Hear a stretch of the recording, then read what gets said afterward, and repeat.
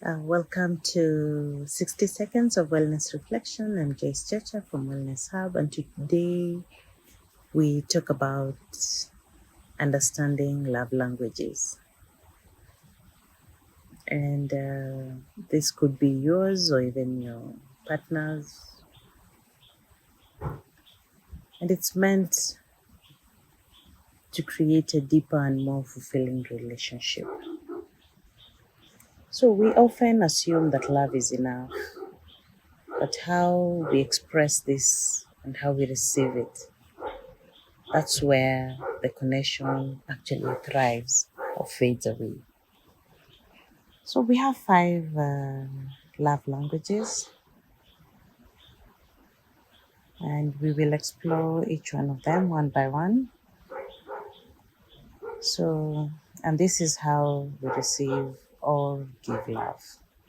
So the first one is words of affirmation, and here love is felt through praises, through appreciation, through kind words, or even some encouragement.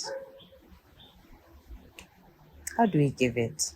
For example, one would say, I'm proud of how you handle the situation. Another would say, um, I'm thinking of you. I believe in you. You inspire me. Others would leave comments on what they're doing, or even not. So how do we receive it? How do we receive these words of affirmation? One may feel appreciated when someone says, you matter to me, or recognizes the effort. Like, for example, you've been so consistent lately. I'm proud of you. Then again, on the flip side, there's the miscommunication of the same.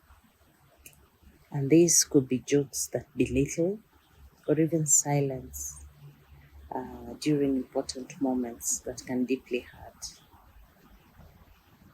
Or sometimes it's a forgotten compliment in times of self-doubt that actually feels like emotional distance. So we can move to the second love language, which is acts of service.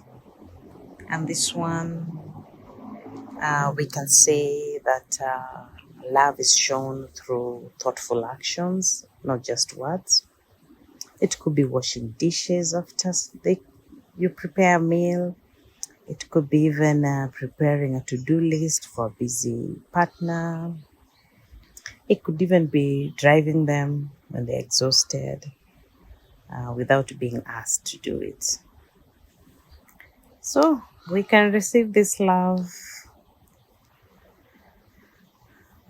when someone offers even to carry a load from the supermarket. You've carried several bags and they offer to help you. It could even be that surprise meal on a stressful day. It could even mean more than just the flowers. How can we miscommunicate acts of service? Is when a partner is saying, I love you, but ignoring the other person's exhaustion. And sometimes this brings the feeling of some hollowness. The third one is quality time. And in quality time, love is felt through presence and attention. And how do we give it? And this is by planning an intentional date with phones off, or even playing favorite games with them, even if it's not even your thing. Taking someone to watch that football match for many ladies who are not very interested in football. And it can also happen by creating the just us kind of a ritual or moments like morning tea, evening walks, and the like. And how do we receive it?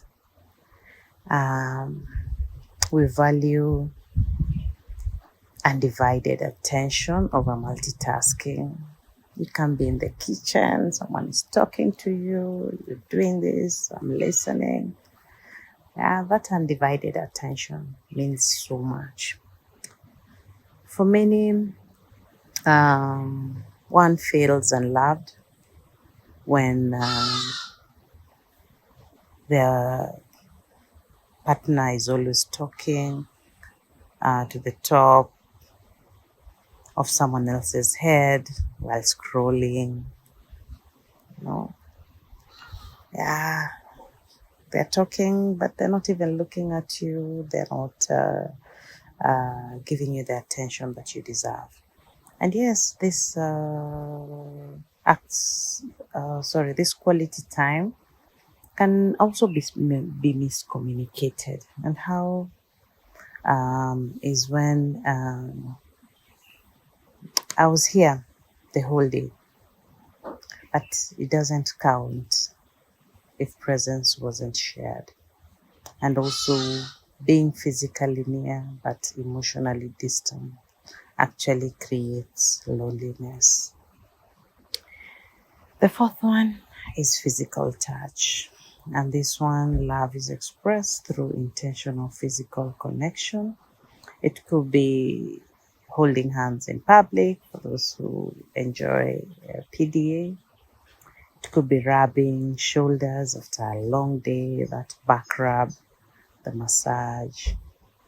It could be sitting close to each other during a movie, or even hugging when all words have failed.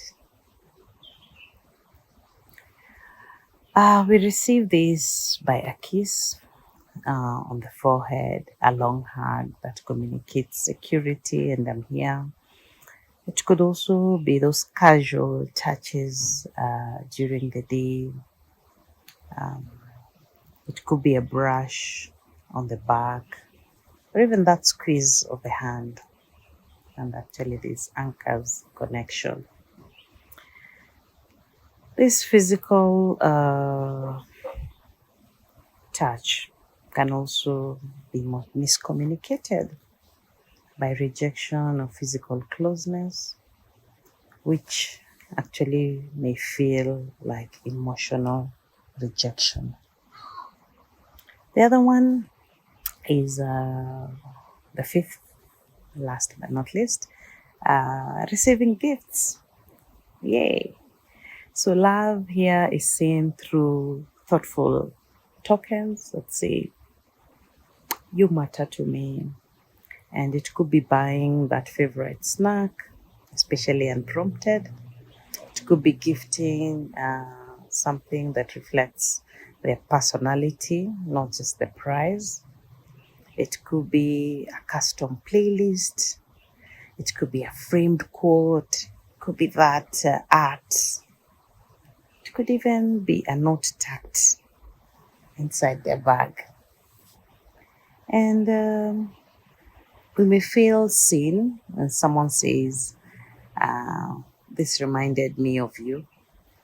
But at the same time, also, this gifting can be miscommunicated, especially when we forget key dates, be it birthdays, or other occasions, anniversaries, and the like. And buying generic gifts can feel like emotional neglect. Also, gifts are not important. Someone would say that. And when this love language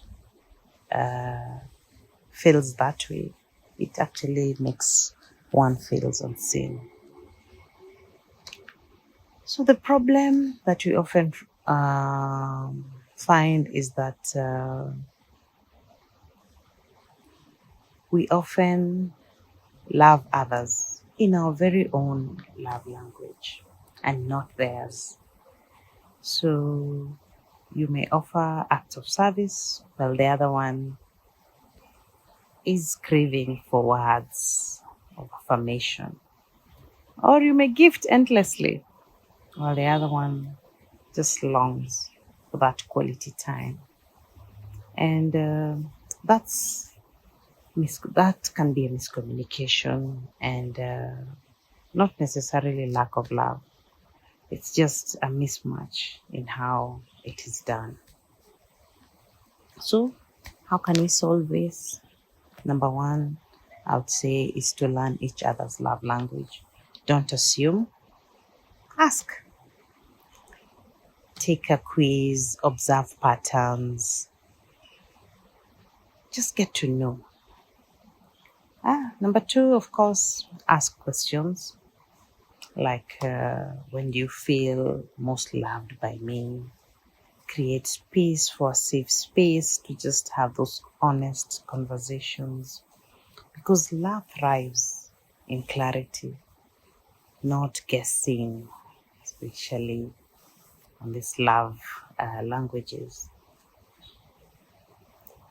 The other thing, I think the third one will be, we should be willing to stretch into the other one's style, even if it's not ours, because love sometimes asks us to be bilingual, speaking our partner's love language, not necessarily ours. Yes. The fourth thing we can try to do is to communicate openly when needs are not met. Of course, with a lot of kindness and less blame. If possible, use the I statements to express these needs. I feel deeply appreciated when I hear the encouragement from you, and such like statements. So, the fifth thing that we can also try is to appreciate effort, not just perfection. If they try, or they're rather trying and acknowledging our love language, even if they don't get it 100% yet, let's appreciate that. Yeah, they may buy a small random gift. Make it count. Let's celebrate the gestures and gently offer even more clarity. A thank you here goes a long way, and it means a lot. And maybe as we look at this, maybe we want to understand why love languages matter. Because understanding love language is more important than just the relationship trend. It's emotional, call it literacy. When we're able to understand how we love or how we want to receive love, it helps us to have that deeper connection. We stop speaking past each other, and we stop assuming, and we start connecting. So love languages actually help reduce conflict, especially those that are born out of misunderstanding. It deepens emotional connection and intimacy. It prevents burnout, because in the relationship, yes, we can have serious burnouts. We stop now giving what actually is not needed, and start offering love in a way that it's actually felt. Yes. The other thing is that love language also, and speaking the right one, helps us to heal past wounds. of mostly neglect or even rejection. Find that a child who never had "I'm proud of you" may grow into adult who thrives on words of affirmation. So when we love in someone else's language, we're actually telling them, I see you, not just how I want to love you, but how you need to be loved. So today, as part of our affirmation, I would want us to say this: I am learning to love people in the way they receive this love, not just the way I give it to them. And my challenge of the day is that notice someone's love language today and try and express this love in their language and not yours. And then sit back and observe how it shifts, especially the energy between the two of you. Thank you.